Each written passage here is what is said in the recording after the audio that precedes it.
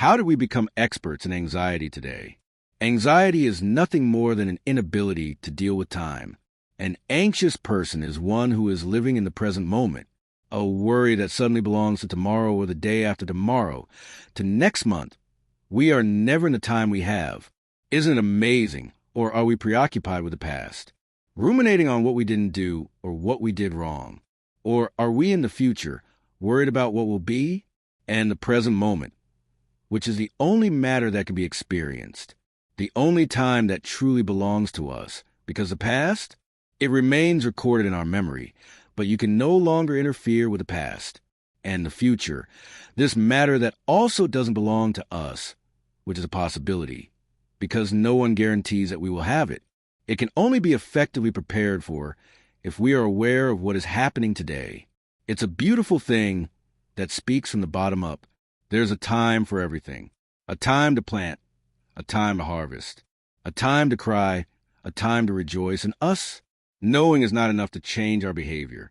Yes, you arrive at the conclusion is that knowing some things doesn't solve everything. Can it? How can we solve this besides learning? Something that has worked very well for me, helping me a lot in recent times, is precisely when I realize that the rush is harming my life. Do I set limits? You have to answer quickly. So you don't want to? If it has to be in a hurry. So, if I don't have the right to reflect, of course many things are people. But when do you have to be? The right to choose. Don't give that up. Don't let the other person's haste become that. We're all getting sick because of this haste. The other day, a great friend of mine, Monica, who plays piano, I have a great admiration for her honesty. How Monica deals with her feelings, how transparent she is, how easy it is for you to know what she feels. If she likes something, if she doesn't. She went to spend a few days at home. She was very tired. And Luisa, her daughter, who manages a company, who also has immense competence, who is already giving Monica a lot of encouragement to go out. She answered a call from the electricity company. And I realized that she lost her peace from that call. And she spent the whole morning with that situation, bitter, and it was work issues. Anyway, at the very end of the afternoon, Luisa said that everything was resolved because it was a misunderstanding. And that misunderstanding, yes, between Monica's client and the person renting the party venue. Everything was already settled. Then she sat down, relieved. And then I looked at you, but what happened? She told me the whole process. What I found interesting was this. If the only one didn't have this ease of communication, if she wasn't so easily found because of the rush of the or, the whole problem would have been solved without them knowing. Why didn't she intervene to solve the problem? Of course, Luisa didn't do it out of malice. Luisa wanted to help resolve the situation there. Her daughter. But what if Luisa had a different understanding of the issue? I think I won't talk to my mother about this now. I'll wait for things to unfold. But how do we have this ease if Luisa didn't have the ease of communicating with her mother? Perhaps it would just be a phone call at the end of the day to find out how things were going. And she only counts in our context. She has no idea that we passed by here today, but everything is all right now. So, Monica wasted the opportunity to rest on one of those days that were reserved for rest. Why the rush of the other, and of so many others? There was a space to be placed on her lap. Maybe by telling this little story that you have nothing to do with it, you also identify with it. How many problems have you been involved in? Lost your peace? Lost your concentration? Disharmonized you? Acid left the organism with the business of saying.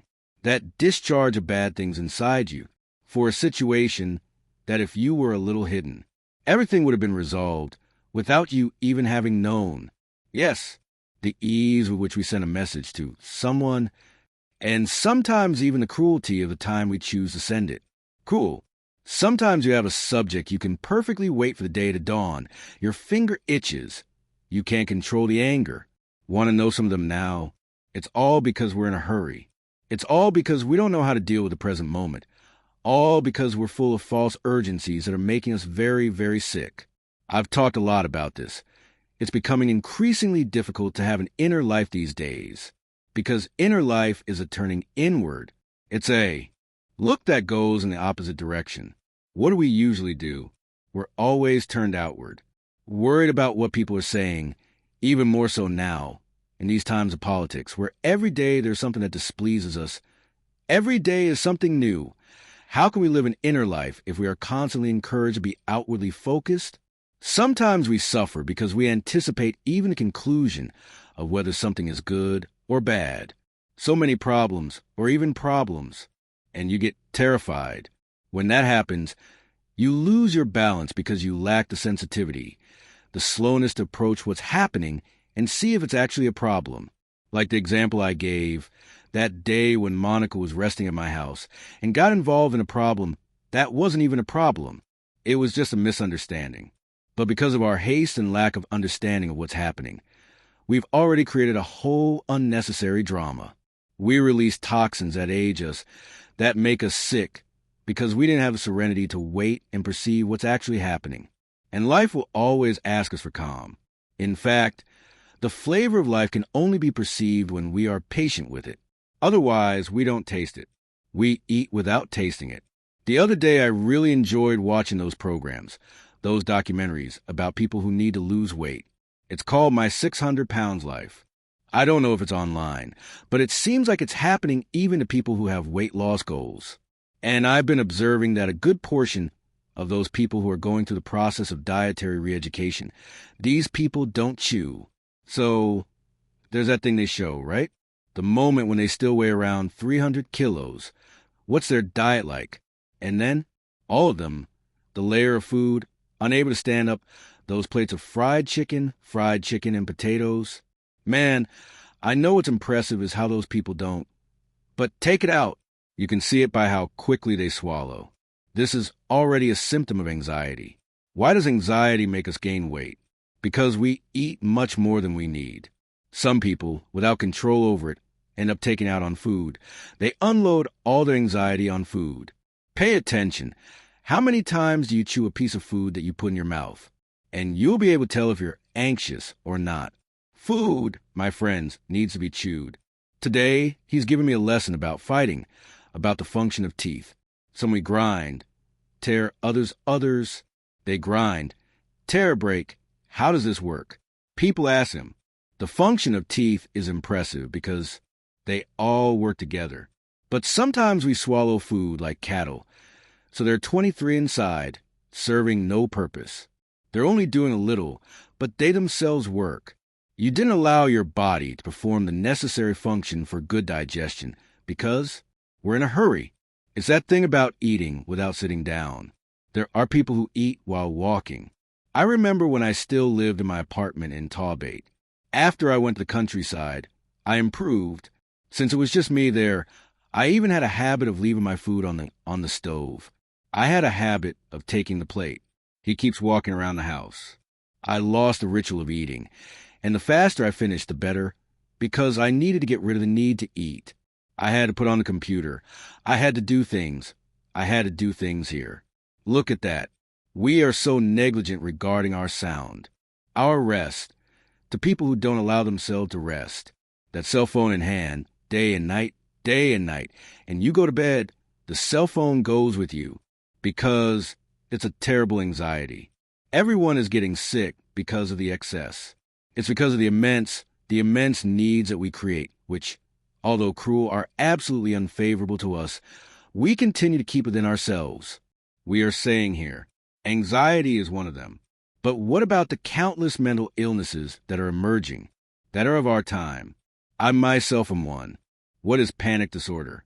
An inability to cope with life. Now, do you think this happens overnight?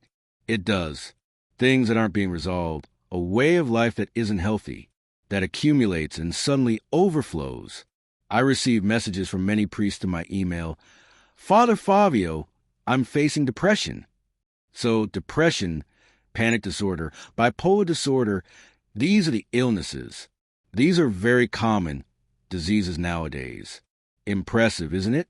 Of course, there may be chemical causes for these diseases, but we also can't ignore the great burden that our way of life places on us. The openness that a way of life can create for these diseases to afflict us. I don't have that. What was it my way of life that? Cause? Of course, some events that I couldn't control that triggered everything I've experienced. great difficulty, great suffering. And I was still talking to B about how the big problem with priests and pastors is that we are culturally constructed as men who don't have problems. Did someone create this at some point? This mentality that for us to be in the pulpit giving sermons, do they face conflicts? And it's not just priests either. Anyone in a leadership position seems to have no right to get sick, no right to be fragile. How many nuns also face the problems of depression, anguish, anxiety, panic attacks, and bipolar disorder? And they can't even speak about it publicly because we have a naive view. And incidentally, a very cruel one. Of what? Because we have God in our hearts. This type of problem can't happen to us. Who said it can't? I can very well have God in my heart and not be loose enough to live in a healthy way. Yes, I can very well be a man of God and not be making the right choices. My own health, the health of my body. Among us priests, we don't have time. That's always our justification for not doing physical activity. And when we do, we are criticized. Man, it's too difficult, poor thing. If you do physical activity, then it's not a place for a priest. How many times have I heard this inside the gym? The gym isn't a place for priests. Then you're deprived of physical activity, of taking care of your health, and you eat irregularly. You become very, very, very careless also encompasses physical health. They are complementary forms of knowledge. What I know about spiritual life, I should know to the same extent about my physical life. Can't we separate these forms of knowledge? They are complementary. It's in the physical that you experience spiritual life. It's in the body that you have spiritual experiences. It's the body that prays. It's a body that fasts. It's a body that makes sacrifices. So is that right? But only in this way can we understand. Otherwise, naively, we think of everything separately. We don't have time, they say again, to eat correctly, and all justified by overwork. People, and I said this in the interview, this kind of relationship can't be fair. I have time for everyone. As a priest, I need to meet the numerous demands of my parish, and I can't take half an hour, 40 minutes of my time to take care of my body. This equation isn't fair. This equation isn't fair. The sisters, the nuns, in the convents are even more deprived. Yes, they are very deprived. Deprived of having a healthier life. Started with the food in the seminaries. I remember we didn't have nutritional education. Nobody told us that it was necessary to eat in a balanced way, this and that, because it's the combination of everything that makes us healthy. We learn little by little. In many places, this discipline doesn't exist for mothers, because it's one thing to eat a good meal with greasy food once in a while. It's another thing to eat that every day. So, going through a process of re-education and understanding time too, with your own physical health. That's complicated, because spiritual health also encompasses physical health. They are complementary forms of knowledge. What I know about spiritual life, I should know to the same extent about my physical life. Can't we separate these forms of knowledge? They are complementary. It's in the physical that you experience spiritual life. It's in the body that you have spiritual experiences. It's a body that prays. It's a body that fasts. It's a body that makes sacrifices. So is that right? But only in this way can we understand. Otherwise, naively, we think of everything separately. We don't have time, they say again, to eat correctly, and all justified by overwork. People, and I said this in the interview, this kind of relationship can't be fair. I have time for everyone. As a priest, I need to meet the numerous demands of my parish, and I can't take half an hour, 40 minutes of my time to take care of my body. This equation isn't fair. This equation isn't fair. The sisters, the nuns, in the convents are even more deprived. Yes, they are very deprived. Deprived of having a healthier life. Starting with the food in the seminaries, I remember we didn't have nutritional education. Nobody told us that it was necessary to eat in a balanced way, this and that, because it's the combination of everything that makes us healthy. We learn little by little. In many places, this discipline doesn't exist for mothers, because it's one thing to eat a good meal with greasy food once in a while. It's another thing to eat that every day. So, going through a process of re-education and understanding time too. How do we organize the time we have? Because before, in the seminars, we still had a lot of external work, really hard work. We would wake up at 5 o'clock in the morning and by 8 o'clock at night. And no, we couldn't even watch the national news because our lives were so intense. But now we're sitting down more and more. We're becoming more and more bureaucratic. We don't walk long distances. Before, sometimes we would cross the city on foot. Now imagine, we don't even go to the corner store on foot. Always dealing with time. Why? Because I need to. It's quick. Wouldn't it be fairer if we did it ourselves? Suddenly, our schedule, which is 100% full, could at least be reduced to 80%. And we'd have the right to organize those 20%, to have a moment of reflection, a moment of prayer, a moment of self-care. I know that in the lives of those of you watching us, finding that time is still a greater challenge. I meet people. I know people who wake up at 4 in the morning and get home at 10 at night. Is that cruel? This sensitivity should come from those who employ us, right? From those who are giving us the opportunity to work. I greatly admire the companies that are becoming aware of this, creating rest areas for their employees within the companies, and also spaces for physical activity for their employees. The awareness of the business owner should be increasingly evolved to realize that with this urgency, with this frantic way we are living, we are building premature deaths. We are anticipating our own deaths, my friends. It's certain that many of us die before our time. Father, but regarding health, God is in this story. He says that not a single hair on our head falls without his permission. Okay, understanding this permission from God, preceding all your choices, is wiser. It's much more mature than you can imagine. A God who watches every hair I give, mine for example, poor thing, and does nothing else. My hair falls out all the time. Imagine, is he stressed out just about my hair loss? I understand this with more maturity. Understand this. A concern and attention that precedes his desire for us is that we have life, and life in abundance. Then, my dear, he pats you on the backside and says, "Are you going to live?" And he gives us the freedom to choose. And he will cry with us when we don't have enough freedom to choose what's best. And he will lament with us when he realizes that the structures in which we are situated are not favorable to our growth. And he will try to interfere in every way, through people he sent to enlighten us, to tell us through our conscience, which is where he speaks deeply to us. Change your life, creature. Look at yourself. Look at the life you are living. It's not healthy. Have a little more self-love.